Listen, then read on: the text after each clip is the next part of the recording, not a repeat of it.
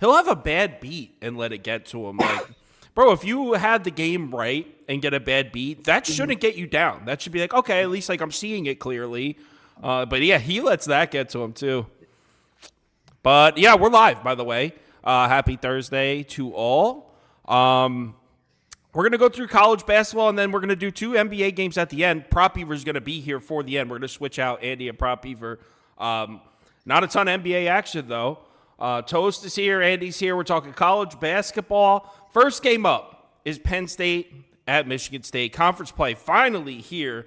And maybe you guys could chime in on this. I find the hardest part about this time of the year for college basketball to be we don't know what these teams look like in true road games yet. Like, these teams have played, what, 1 game on the road? Some of them 0. Some of them haven't played a single road game yet. So that's a lot of what I like to look at is how do these teams play in a hostile environment, and we just haven't seen it. So, without further ado, Toast, do you have a move in this one? I don't think this was on your ticket. It's not on my ticket. I lean Penn State, and here's the only reason why I didn't take it. You kind of talked about it. First and foremost, this will be like their third. They've played a whole bunch of neutral site games. This is only their second true road away game. They did play well on the road at Maryland, I think like early December or something like that. That game went to OT, but they did lose. But they have been playing better. They also haven't played they've played a terrible schedule. 275 in the country for Penn State. So really not a who's who of scheduling. Not that Michigan State has really shown us a ton of stuff to like. I mean, they've gotten kind of handled at the times when they've been on national TV and in their bigger games. It seems like when they win big. It's usually 10, 15-point wins when they win, but when they lose, they get absolutely throttled. They've played a very good schedule. They're at home. They're getting healthier. But yeah, I can't find myself laying double digits with Michigan State right now. I just can't do it. So I would lean Penn State, but I couldn't do it just because it's only their second true away game. I was looking at this game and I said, obviously, I am just now getting into college basketball. When college football is still on, I don't really have time to get into it. And I looked at this game. It was looking like Penn State kind of a public dog. So I said, if Toast is on Michigan State, I'll tail. But for the record, I put Penn State plus 13 under him. He said this is a lean for him. This isn't on his ticket or anything. So I just want to make that clear. But yeah, I'd actually lean the other way, so I'll put it up there. But again, I'll actually upload the graphic. Andy, what about you? Yeah, I'm on Michigan State. I bet it already. This Michigan State team played a good schedule. Like, everybody's kind of making it like they didn't have a good go of it. Their losses are to good teams. Like, they didn't get beat by anybody bad, right? And Penn State, like you said, they haven't played anybody. They're not ready for this game. I think they played 4 Power 6 opponents so far. I saw them in person, and even I could see the flaws this team has. They can't rebound. Like, so far in their 2 Big Ten games they played, they got out rebounded 44-30 on average. Like, they're getting crushed on the boards. They have 1 big man, and he can't stay out of foul trouble. It is crazy. He has 3 fouls before halftime every game. It's an issue for them. It just keeps happening for them. They run a 2-guard set. Tom Izzo is going to be able to defend your guards. Like, he's not going to let your guards beat him. They don't have the big men to back that up. Michigan State, I am still afraid that they can't really shoot the 3 that well. But in this game, I don't think that really matters. Penn State, not a bad defensive team from 3-point anyway. But I think just at home, they've played a tough schedule. Penn State hasn't yet. So I think Michigan State rolls in this one. I sided with Andy on that one, but again, I don't know much about college basketball yet this year. But I just liked how Penn State was shaping up to be a public dog, and I didn't put a ton of time into this one, but if I would have known that Penn State was a dog, I would have leaned Michigan State, just FYI. And to Andy's point, Michigan State top 20 schedule in the country. So yeah. And then on the offensive rebounding side for Penn State, 333 in the country, just absolutely terrible. Yeah, and also Penn State 0-4 in games away from their home court this year. 3 of them were on neutral sites. But we're not asking who's going to win, though. We're going to assume who's going to cover the number, so maybe a little irrelevant. Our poll is actually leaning Penn State. 50% of our viewers said they would take the 13 points with Penn State. 45% said they would lay the 13 with Michigan State. So pretty split, slightly leaning Penn State. Oh, I get a couple people asking me for model. The model has it 72-62 Penn State, just so you guys know. Michigan State. Oh, sorry, Michigan State. I was going to say, you might want to adjust that model. All right, next up. We got. Oh yeah. Andy insisted that Toast would want to talk about this game, and he was right. Toast had it on his list. Yeah, I knew as soon as I saw the line, I was like, this is going to be something he's on, because even I spotted it, but I couldn't believe we're on opposite sides. So I think he should start, because like we're on complete opposite sides here. Okay. Go ahead, Toast. So, well, for me, look, I just, no one in the world is going to touch this Detroit team. It's a little bit different right now. I got Detroit plus 4.5. I think they're down to 2.5 now. So if you're betting the other side, I would take it now at 2.5. Look, the model really likes Detroit. This is just kind of me trusting the model, to be dead honest with you guys, the shot quality model. Shot quality model has Detroit winning this game by almost 5 or 6 points. I know the world's on the other side. I got 2.5 points of CLV on my side, so the books don't really like at 4.5. So I think I'm sitting pretty right here, but we'll see. Detroit is one of the worst basketball teams in college basketball. There's no question about it. There's nothing I can tell you guys to make you want to bet Detroit Mercy basketball. All I can tell you is that it went from 4.5 to 2.5. There's a reason for that, but that's where I'm at. I'll go second because I'm on that side too, but I don't know shit about these programs. Full disclosure, I didn't even know Detroit Mercy was a school a week ago. But I would side with that one just because the line movement was at 4.5 last night, down to 2.5. Clearly, the market likes Detroit Mercy. And look, they're 0-15, but they're 3-12 against the spread, and I believe all 3 of their covers have come at home. So this team has covered the number at home, despite that 0-15 record being terrifying. So yeah, I won't bet this. That's the side I would be on, though. Andy, let's hear your lame-ass Green Bay reasoning. I went deep in this, and look, the three home games they played, they were close games. They've played 3 home games, 12 road games, true road games too. No neutral sites. They played true road games. And look, great, but this team is awful. Like, if you look at the stats, there is one thing they do well on offense. They are a really good mid-range shooting team. Yet Green Bay is only good at one thing on defense, and that's stopping mid-range. So there is no avenue where I see this Detroit offense getting anything done. Like, they are one of the worst three-point shooting teams in the country. 356. That means only 6 other teams are lower than them in the nation. Like, this is a really bad team. Obviously, I think last year they had Antonio Davis. He was the highest scorer in the country. So that's what they were. They were really good last year. They had nobody coming in. This team is no talent level at all. So, and Green Bay's coming in. It's a decent team. They were 8-7. They played a couple of good teams. They lost to them, but I mean, they're coming in ready to go. If you see an 0-15 team on your schedule, you're up for that game because you don't want to be the team that loses to them. I think Green Bay rolls in this game. They're much better than them. So, yeah. The poll definitely agrees with Andy there. Me and Toast seem to be on Detroit Mercy Islands here. Here's the thing about Green Bay. They play at a crawl. They really don't like to push it, and they're really dependent on the 3 ball. So if the 3 ball's not dropping early in Detroit, watch yourself. Watch yourself. Detroit Mercy. I kind of want to bet this now that I've realized like every single person. I bet it last night. I love it. All right, Detroit Mercy. I'm going to bet it after the show's over. I'll ride with you. There's not much basketball on tonight, so we need something to talk about in the Discord. Like, I'm down with Detroit Mercy. Let's get it. 65% of our poll, 64% said they would lay the 3 with Green Bay, so most people agree with Andy there. 32% said they would take the 3 with Detroit Mercy. Next, Pepperdine at the Zags. All right, let's get the poll going. This one's at 21.5 now, so this one moved another point. When I made these graphics like 2 hours ago, it was 20.5. So this line is definitely on the move. I'll go first. This is simple one for me. Just a blind fade of Gonzaga. It's just an overrated program. I always fade this team because everyone loves them. This is where I would go in this one. Again, didn't bet this. Haven't followed a ton of college basketball this year. Just give me like 2 or 3 weeks, and I promise I'll be up here and knowing what I'm talking about with college basketball. I'm just now getting into it. I did the same thing last year. It's just November, December. I just don't have the time.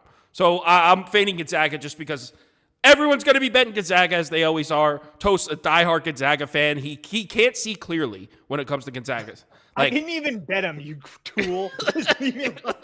All right, Toast, what are your thoughts on this matchup? Is 21.5 too many? Yeah, I wouldn't lay it with the Gonzaga, but I played the over last night. I sent it to all your subscribers at 153. It's at 157 now. Ooh. I just think that we see a shit ton of points tonight. I think that Gonzaga continues to score. That's one thing that they can always do is score. Obviously, this year hasn't shown that, but when the times that they have played bad teams like Pepperdine, like Jackson State, they put up 100.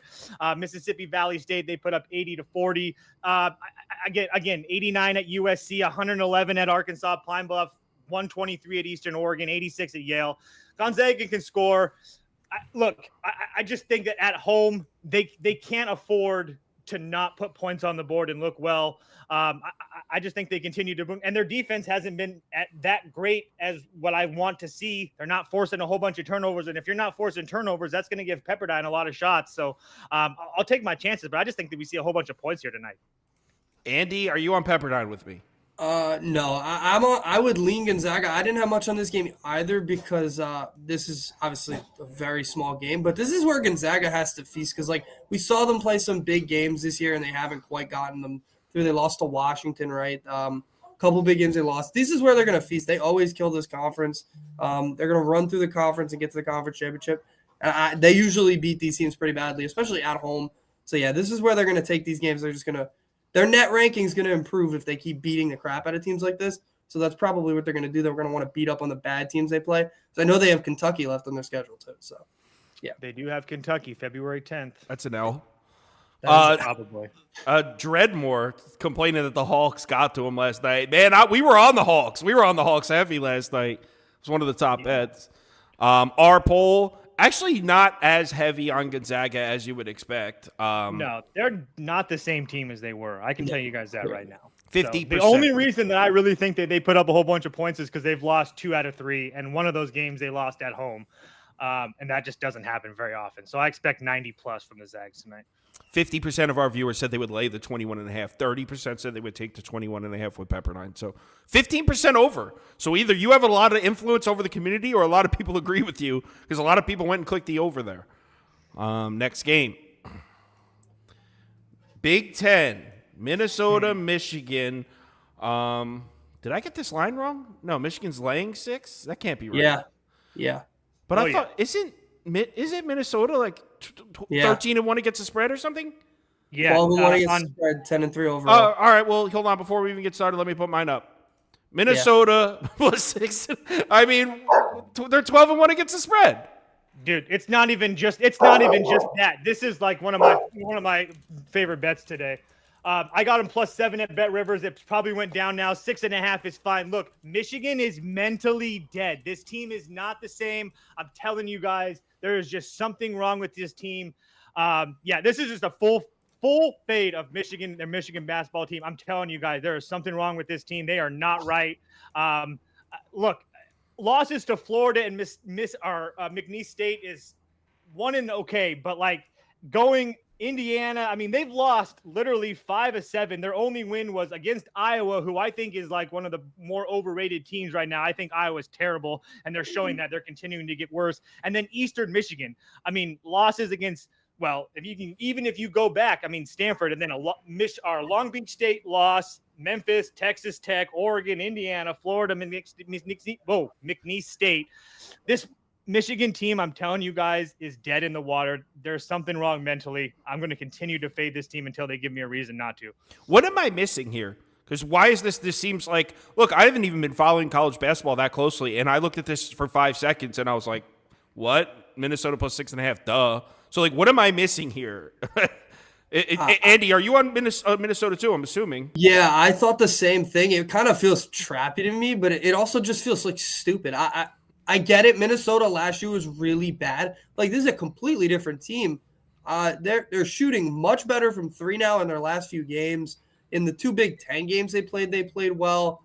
They're one of the few teams that are top 50 in both offensive and defensive rating. Like, they're not like just a fault, like a fraud. Like, I think that's what they're trying to get us to look at them as, is like, hey, Michigan's this big brand, supposed to be really good this year. They have a win against St. John's this year. Like, ooh. And we're supposed to look at Minnesota as like the bad team that was bad last year and is not going to be good this year. But like, pretty clear Minnesota's a good basketball team this year. So yeah, I don't get what they're trying to do here with this line. Wow. Yeah, it seems So weird. It seems like too obvious. Like, Keep in mind too, Michigan's 3-3 at home. I mean, they're not even good at home. It's like one of the worst home court advantages in the country right now. Like, it's just all bad. Yeah, I think that era is ending there. There's a lot of bad there. And people are betting Michigan. That's what I don't understand. This data's showing the public on Michigan. What the hell am I missing here? Like, I don't understand it. Like, I truly don't get it. Wow. So, yeah, and then the community agrees with all three of us that Minnesota plus 6.5 has to be the move. 57% of you clicked Minnesota plus 6.5. Just 26% said that you would take that you would lay the 6.5 with Michigan. So, community heavy on Minnesota as well. So, yeah, I mean, this seems like a layup. It seems too easy, but those bets have a tendency of losing sometimes. So, maybe not go all in on this one. But, yeah, I feel like you got to play Minnesota next. Yeah. Oregon at Washington. All right, let's clear the picks. This line is Huskies minus 4.5. I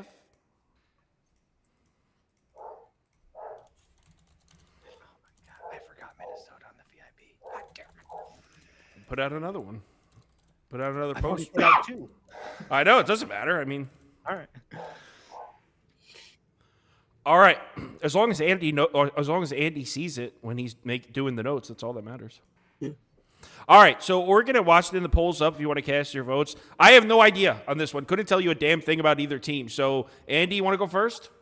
Yeah, I'll start with this one. I'm on Washington to just go straight to that. They are the second most experienced team in the country. They have a lot of transfers that have played in big colleges before, starting conference play against a team that, like, Oregon's very middle of the pack. Like, they are very, like, I know they'll be on the bubble come time for March, but, like, they don't inspire you for anything.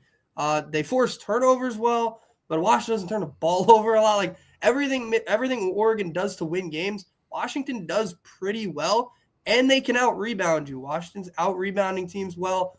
Oregon's not. They're getting out-rebounded by UCLA of all teams, who is a complete mess right now. So, for this, Oregon just doesn't look like they're in a good enough spot to win this, to go in there, keep the game close. I don't see it. I think this is a 6-7 point win for Washington. Like I said, experienced team. So they're not going to be like shocked by the conference play stuff. They're not going to be like that. This is a really older team. So, yeah. Toast, you on the same page as that? I couldn't get there with Washington. Look, a lot of positive things for Washington. Like Andy said, experienced team, really strong strength of schedule as well. I mean, you're going off wins against Gonzaga, Seattle, Colorado, Utah. Some of those on the road too, not to mention Nevada, Xavier, San Diego State earlier in the year. I mean, this is a top 20 schedule that these guys are playing. I think that they're a good basketball team. I didn't really see it with Severe Wheeler at the point. But I mean, I don't know if it's Paul Mulcahy effect teaching him how to play basketball or what, but he transferred over from Rutgers, but part of the reason why their experience is so well, but I lean Washington, but with Oregon, it's a flip of a coin every time you watch them play. Sometimes when you watch them play, they look absolutely terrible. Like when they played Santa Clara in Alabama, they really didn't look that good. And then they come in and they beat Michigan on the road, at home. And then they pile up a whole bunch of wins, and then USC and then UCLA. And now they're starting to play good basketball. All those games are at home. Oregon played one road game this year. That was against Florida A&M, who was 331 for the record. Washington's 48 in KenPom. So huge difference there. I lean Washington. I didn't bet it. I just thought it should be more. I thought this line should have been like 5.5 or so. So to see it at that, it kind of scared me. I think Washington wins. Yeah, I mean, I'll put Washington up for me. Like I said before, I don't really know much about these two teams. I will say a little scary looking at the data showing public heavy on Washington. Both these guys take Washington. Meanwhile, line was at 4.5 at 4 a.m. this morning, and it's still sitting at 4.5. But, I mean, in college basketball, you never know how much action's coming in at 5, 6 in the morning. So maybe a lot of people aren't betting this West Coast game until later. People aren't even awake at the West Coast until 1, 2 o'clock in the afternoon. So, as you can see, this chart stops at 1 p.m. You know what? Let's take a look at if it's still at 4.5 now. Another reason I would like to see the line move to like at least indicate that they're scared of all the Washington action. That's part of that's part of the reason I didn't want to lay it too. Also, the shot quality model has it a 1-point game, so that was kind of made me like. Yeah, Oregon finally started playing some of their, like they went through a time where I know they had some injuries earlier in the year. They finally started playing their best players more. They got healthy. They had one guy that they weren't playing. Caro Quendo wasn't playing early on in the year. Now he's playing really well. So like they're starting to figure it out, but they're so back and forth that you just don't know what team you're getting. Right. Yeah, it's a coin flip, and they don't shoot free throws very well at all. 269 in the country shooting free throws. So if this game is close down the stretch, that's major advantage of Washington. All right. Well, our poll agrees with you guys. 66%. Wow, a lot of people clicked the over here. So 66% of our viewers said they would lay the 4.5 with Washington. Just 16% said they would take the 4.5 with Oregon. So nobody's clicking Oregon, but 14% of you said you would take, or 16% say you would take the over. So a lot of people in the comments like the over in this one. Sounds good. I don't know shit. Next. I think it's just because Washington plays fast, but yeah. All right, we got Colorado against Arizona here. Pac-12. Man, game of the night. Is Definitely. this a bad game? No, it was a game good of game. the night. Good Oh, game. really? Okay. Oh, yeah. I didn't know Buffs basketball was on the same level of Buffs football. Oh, it's on a much better level than the football. I'll tell you that much. not as far as hype goes. Not as far as hype goes. No, Poll is definitely running. not as far as hype. All right, Toast, take the lead. What do you like in this one? I really want to bet Colorado, but it seems like they're a little bit too public for me. They're dealing with some injury concerns. KJ Simpson has been a star for them. I just want to say that his name out. Make sure you guys know that he is a star. They have Eddie Lampkin over from TCU, Tristan Da Silva. I mean, this team is a very good basketball team. There's no question about that. Arizona's a good basketball team too. The thing that concerns me with Colorado here today is they like to play fast just like Arizona does. Arizona plays fast and doesn't turn the basketball over. Colorado has a huge issue of turning the basketball over 281st in the country in turnover percentage. If they aren't making if they're not making shots early, this could be a rout. The shot quality model really likes Colorado. Look, if they were healthy, I might take a stab with Colorado, but Arizona coming off that loss against Stanford, I mean, they've lost 2 out of 3. They've lost 3 out of 5. I mean, they had a win against Alabama, which is a good win, but losses against Purdue, FAU, and Stanford. Stanford with another big win last night. So that, I mean, if they make it close to the tournament, that's not even going to be a bad loss for them. So I lean Arizona. I really wanted to bet Colorado, but with their injury concerns, I couldn't do it. So it's just a one game that I want to watch, though. Arizona, I will say, one of the harder strengths of schedule in the country, number 7 in the country. So that does help as well. Andy? Yeah, Arizona they just lost FAU and Stanford, like you said. That's what drew me off of betting Colorado, because if they come in, losing to FAU is not a problem, right? FAU is one of the best teams in the country, although they have a couple of really weird losses. But like I said, not a bad loss, right?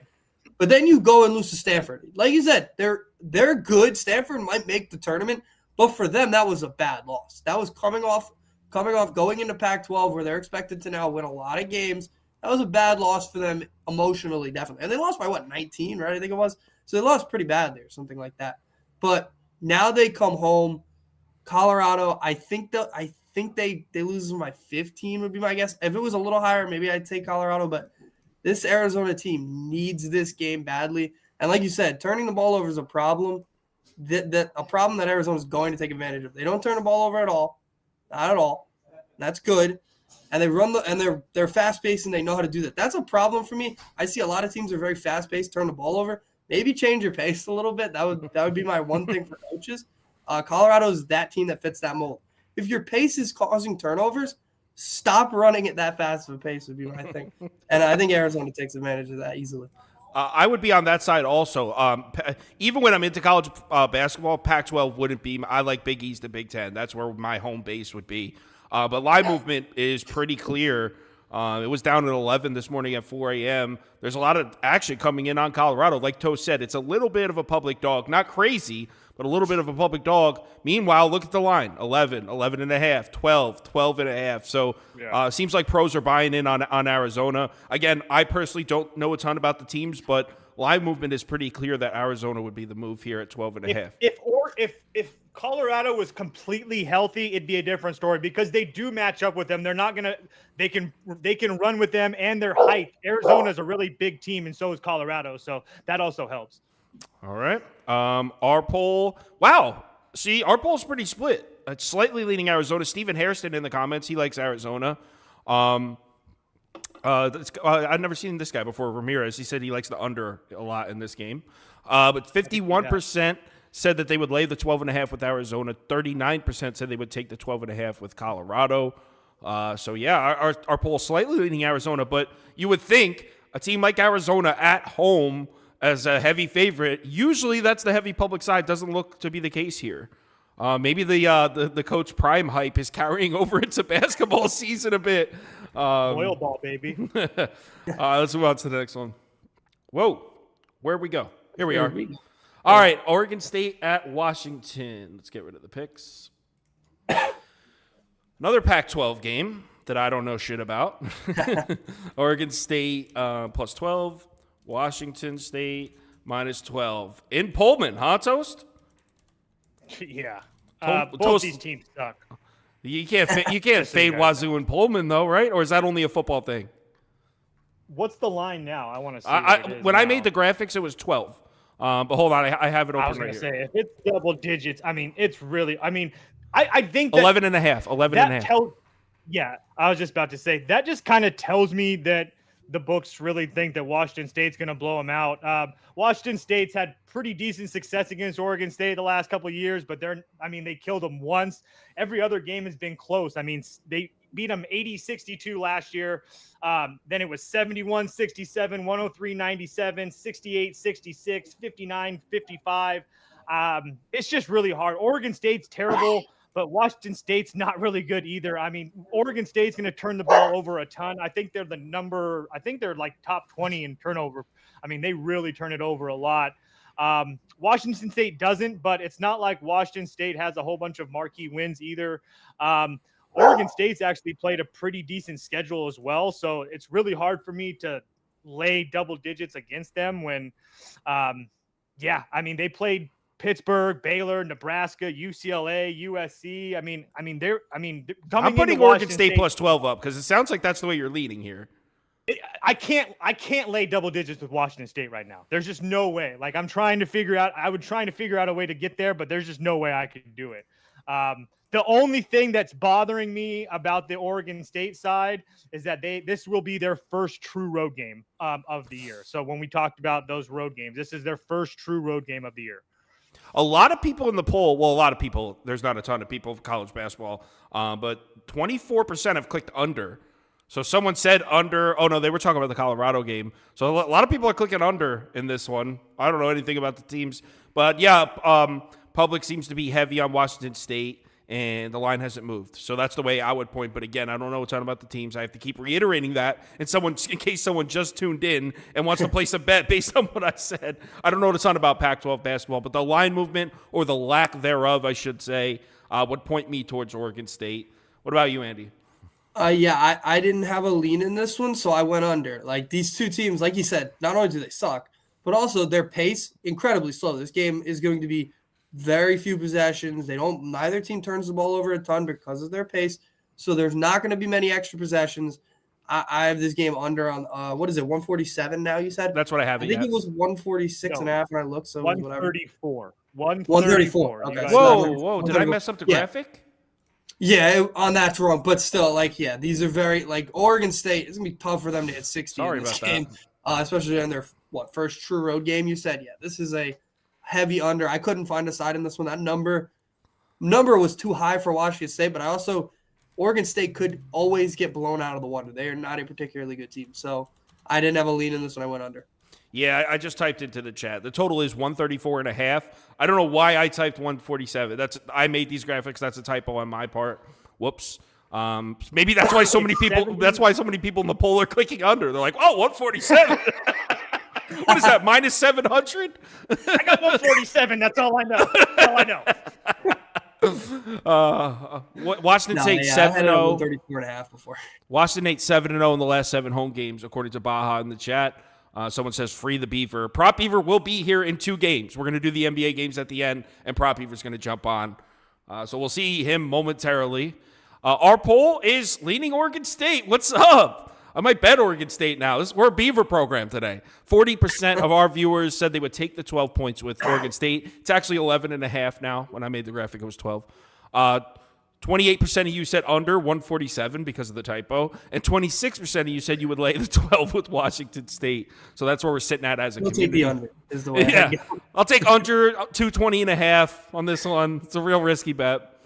Next, Utah at Arizona State. All right. All right, Utah at Arizona State. More Pac-12. Yay. Like, enough with this Pac-12 shit. This line's at 6.5, I believe. Arizona State. This is Toast's dream that the West Coast is getting all the publicity because there's no games on the East Coast tonight. I feel bad for you guys. I mean, and there's not even NBA tonight either. So no, 2 games. All right, Toast. Do you have a lean in this one? Utes, Sun Devils. Man, I lean Arizona State just because it's Bobby freaking Hurley at home. But this Utah team is really good. They're a top 25 team for sure. Look, they've played 1 road game this year, which was St. Mary's, and they got a win. Depending on how you look at St. Mary's, you can judge that win or win. At the time, St. Mary's wasn't playing very good basketball. They have played much better lately, but at the time, they weren't playing that well. All their other games were at home for Utah. Brendan Carlson, Raleigh Worcester, Gabe Madsen, all those guys really good. That game against Washington at home really told me something. They played really, really well down the stretch. But the reason that I don't really like them here is that they don't shoot free throws very well. They're kind of relying on the 3 ball. And I think that Arizona State can match up with them height-wise. I know that Arizona State isn't huge, but like Alonzo Gaffney and Jemiah Neal and that Lance kid, all those guys are pretty decent size. So I think they should be able to match up with them. Not that Arizona State's a great free throw shooting team or rebounding team or anything like that. But I just think that this being their Utah's second or road game, it's just really hard for me to lay points with them in their 3rd conference game. So it's a small lean to Arizona State. Nothing huge, though. Arizona State hasn't played a home game in a while either. They haven't played a home game since like the 5th of December. So they've been waiting to get home for a while. So I think they have this. They haven't played a home game in a month when they were in a couple tournaments or whatever. Okay. It's just how their schedule ended up working out. On the road against San Diego, TCU, Northwestern, and then their first two games of conference play were on the road. Wow. They haven't played a home game in a month. Place should be rocking, guys. Students coming back to that wild-ass university. You know what? Screw it. I'm putting it up for me. I'm sure I'm putting it up for me, too. I'm supporting the Sun Devils at home here. Andy? Yeah, you put it up for me, too. I agree with what he said was actually what I wrote down. Utah does shoot the 3 really well. 14th in the country in three-point percentage. But Arizona State's best attribute is they can defend the 3 pretty well. 54th ranked, so that's pretty good. That's top quarter of the nation there. That's really solid. The one thing I'm nervous about is Arizona State's rebounding. They're 195th in the country, but I think they can overcome that. Utah's not a crazy rebounding team, so I don't think there will be too many extra possessions for Utah or second chance points because of that. So I think Arizona State's able to do enough. Guard the 3 well enough. I don't think they win the game. I don't like this Arizona State team much at all. Their offense really only good at one thing, not really good in the paint. They're good at shooting corner 3s. Other than that, they're not really good at much else. But I still think they're able to keep it close enough because I think relying on the 3 against a team that can defend the 3 well enough is a very bad recipe for Utah. I love it. I love that analysis. I want to point out, too, one other thing I want to point out, Arizona State doesn't shoot free throws well, but Utah doesn't foul at all. They're like top 10 in fouling as far as not fouling. So I don't really think that even really matters to me. I think if Arizona is getting their shots up, they should be all right. All right. All 3 of us on the Sun Devils. I mean, they're on the Sun Devils. I don't really know shit, but I'm tailing. I'm in. I'm down for a party. The poll disagrees with us, though. 55%. The more I look at it, the more I like it. 55% of the viewers said they would lay the 6.5 with the Utes. Just 38% said they would take the 6.5 with the Sun Devils. 5% over, 0% under. We got one last college basketball game on the docket, and then we got the 2 NBA. Then we'll bring on Prop Beaver. We'll bring on Prop Beaver's ass, and we'll talk about some NBA. He's got some props lined up. St. Mary's at San Diego, and we can put mine right up. This is my favorite college basketball team, specifically because this team, it's not just that I am a fan of St. Mary's, which I am. It's what this team represents, and they represent the fall of Gonzaga. This is the team that's going to do it. They play good team defense, well coached, and Gonzaga just brings in a bunch of talent and just doesn't really know what to do with it. And that's why St. Mary's is just the program of the future when it comes to the Western Conference. And I think Gonzaga's leaving that conference, aren't they? They're trying to. They're doing everything they can. Are they Toast? Did we lose Toast? That's false. That's fake news. That's You fake were, news. I thought Can you. hear? I Can thought hear? you were the one that told me they were leaving to the Big East. I thought you told me. I did. No, I think that I was did. 2 years ago. I thought they were trying to get to the Big East, but now that they have Washington State and Oregon State coming into the WCC, I think they're going to try to figure out some like West Coast thing with the Mountain West. I think they're going to try to merge those two together. Do you agree with me that St. Mary's is the play here? Yes, I gave it out to your website at 11.5 last night. I think they Ooh, absolutely got some blew the CLV. doors off the San Diego team. Yeah. Ooh, two of us on So, St. Mary's. Yeah. San Diego. I'm on San Mary's too. San Diego, fast-paced team that turns the ball over a lot. It is, like I said before, it's a big – I don't know how it happens. I don't know how coaches let it happen. I think it's sometimes egos for coaches. You want to run your style and you want to run your pace, but if your players are turning the ball over 14 times a game, you can't keep running your pace because you're killing yourself there. So they're going to turn the ball over. They're going to give a team that's more talented than them extra possessions in this game now, and it's not going to go well for them. They get blown out easily here. I love it. St. Mary's, their last 4 games, even including a loss to Missouri State, they're out rebounding their opponents by 16 a game. So many extra possessions in this game for them. So I love it. Huge height advantage for the Gales. They're 14th in the country in height, 209 for San Diego. It's just, San Diego, if they're not making shots, it's going to be really bad because they're not going to be catching any rebounds. The only thing that bothers me, I hope St. Mary's is making shots because St. Mary's is a terrible free throw shooting team. That's all I got. Toast is just trying to take shots at St. Mary's any way he can. Well, 344 in the country, bro. You said they're the 344. team of the future, and I did pick them. I actually bet them to win that conference. Good They're bet. 9-6. They've looked bleak That's a at loss. times. No one cares about college basketball until January, so don't even what happened in December is completely irrelevant. Fair. 71%. So our poll is pretty heavy on St. Mary's here. 68% of our viewers said that they would lay the 13. Just 22% said that they would take the 13. So all right, that's the end of the college basketball one. Which one of you guys wants to stay on for NBA? Because I'm just going to bring Prop Beaver in for one of you. You keep Toast on. He probably could give you more than me. I haven't watched any of the teams that are on lately. All right, let's bring on Prop Beaver, who's been patiently waiting for his chance in the spotlight. Hold on, let me get him on here. While Sauce is doing that secretly, guys, bet Louisiana tonight against James Madison. They're +6. I even sprinkled the money line. James Madison's one of the luckiest teams in the country. I think they might lose tonight. Someone said the Beaver's about to go off.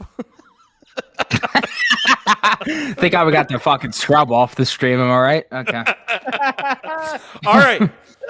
So NBA. Now I know Toast didn't look at these games, but if you have anything you want to I chime looked in. at a couple of props. All right, cool. So we got first up. It's not Clippers at Suns. So hold on. No. Let's get the proper Super dope slate today, man. Bucks at Pacers. No, it's not that. 1 second. No. I'll find it. Oh, I know what it is. I think it's either here. Clippers, Suns again. No, don't worry. I know exactly where it is. 10 right here. I think this is it. Boom. Bucks at Spurs. We're in business. And let me get the pie charts up. The reason for this is I have 2 separate folders, college basketball and NBA. So merging the 2 onto one show is a bit of a problem. But it doesn't matter. We're good. We got it. And then we'll just get the proper pie chart up. We're in business. Bucks at Spurs. Line is now at 10.5. Let's run the poll here.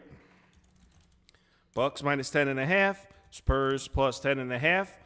Over 248.5, which is about right for a Bucks game anymore. That team just does not prioritize defense. That team represents what old school NBA fans hate about the NBA. Defense is not on the list of priorities. All right, Prop Beaver, what do you think? You got something here? This is really a tough one. I like a couple guys on the Spurs here, but the problem is with Popovich. I mean, the guy just plays a different rotation every game. You'll see a guy like Trey Jones. He'll start tonight.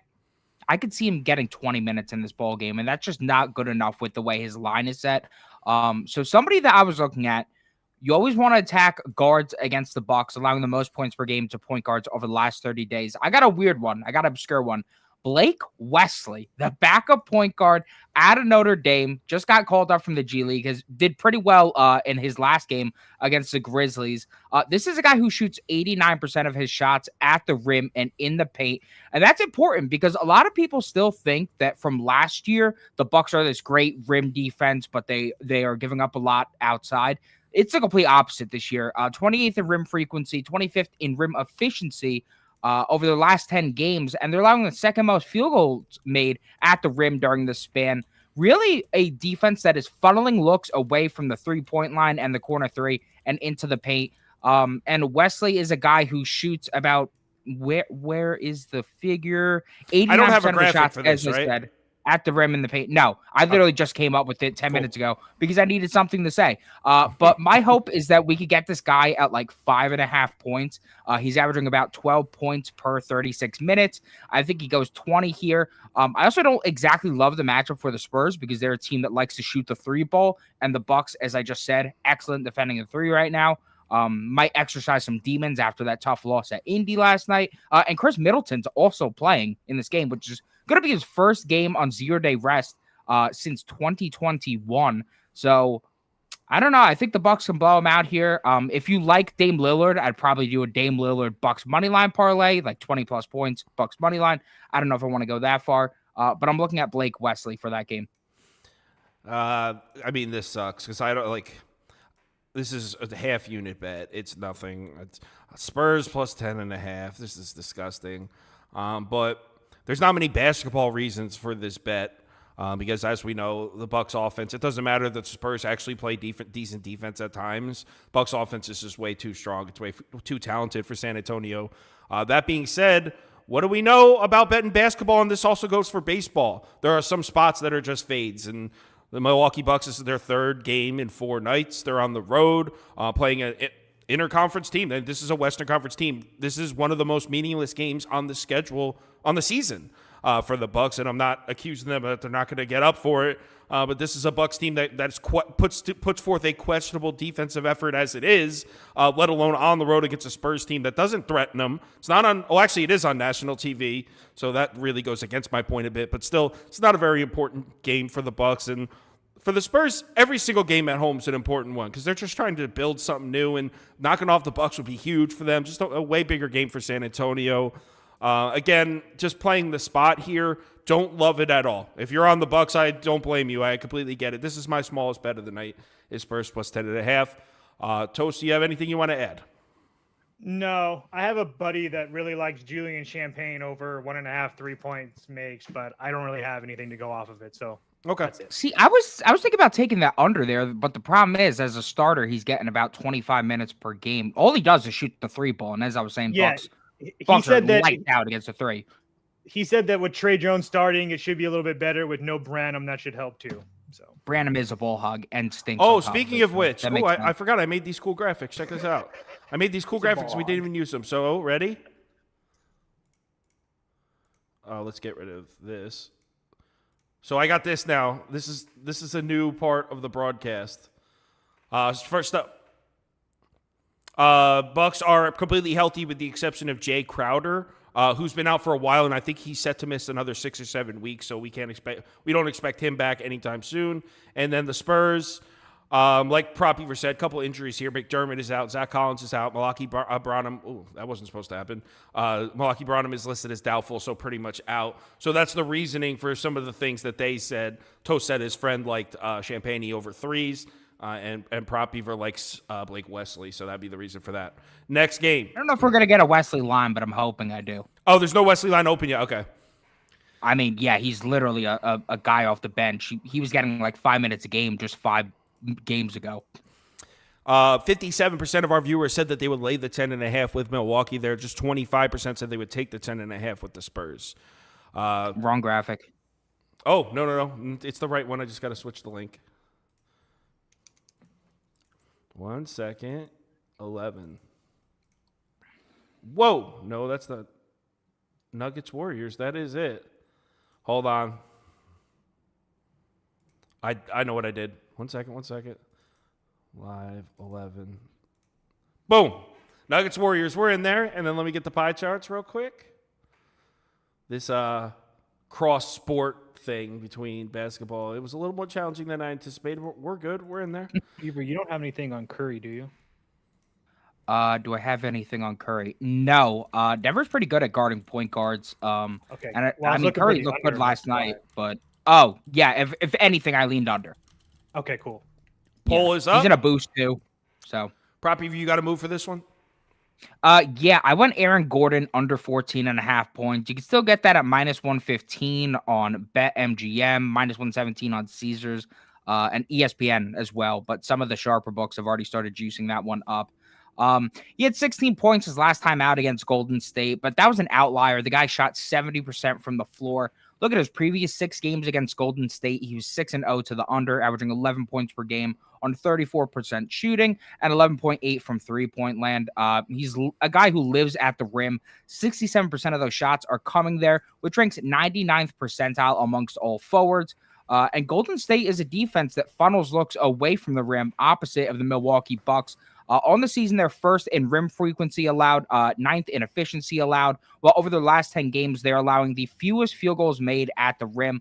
Also pretty bad split for Gordon. On the road with the big three of Murray, Jokic, and MPJ active, 6-2 this season, averaging 11.6 points per game.